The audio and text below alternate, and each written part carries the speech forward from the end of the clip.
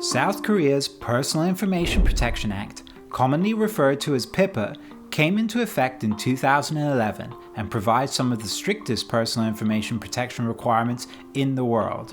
Alongside PIPA, the regulation of personal information is also governed by the Credit Information Act and the Act on Promotion of Information and Communications Network Utilization and Information Protection 2001, or the ICNA.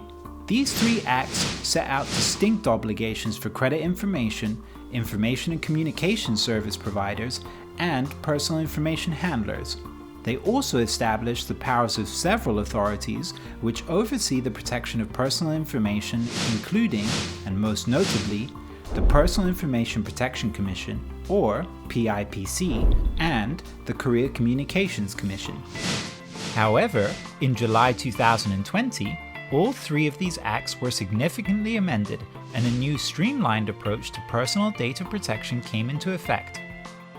In particular, the amendments brought personal information protection provisions from ICNA into PIPA and introduced the concept of pseudonymization to both PIPA and the Credit Act.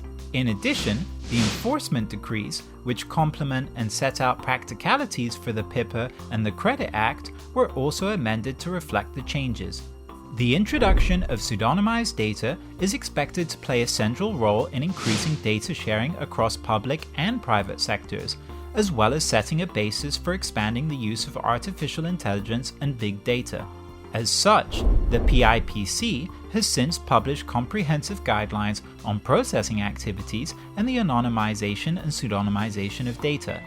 These developments are seen by the South Korean government as a cornerstone in the growth of the data economy. At the same time as this expanded use of data, PIPA continues to support a robust privacy regime, focusing on data subject rights, consent, and enforcement. Indeed, another key feature of the amendments has been to centralize and strengthen the authority of the PIPC, which has now become the principal and independent supervisory authority for personal data protection.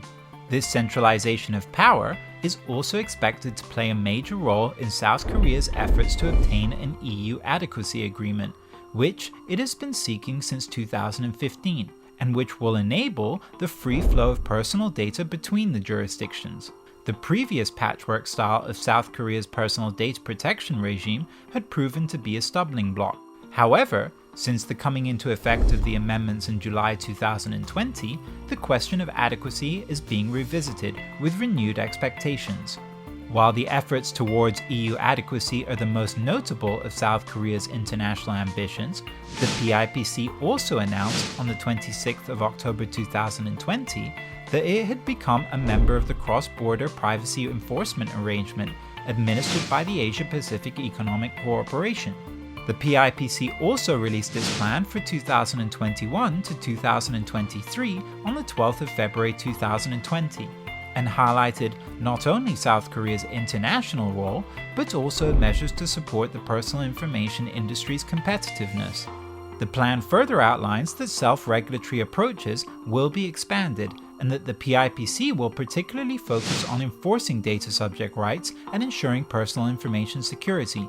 Whilst uncertainty remains to a degree regarding the future landscape, the evolution of personal data protection in South Korea is likely to bring opportunities and challenges in both the short and long term. To continue researching key compliance requirements in South Korea, use jurisdiction dashboards to quickly access the latest regulatory developments and best practice from leading experts.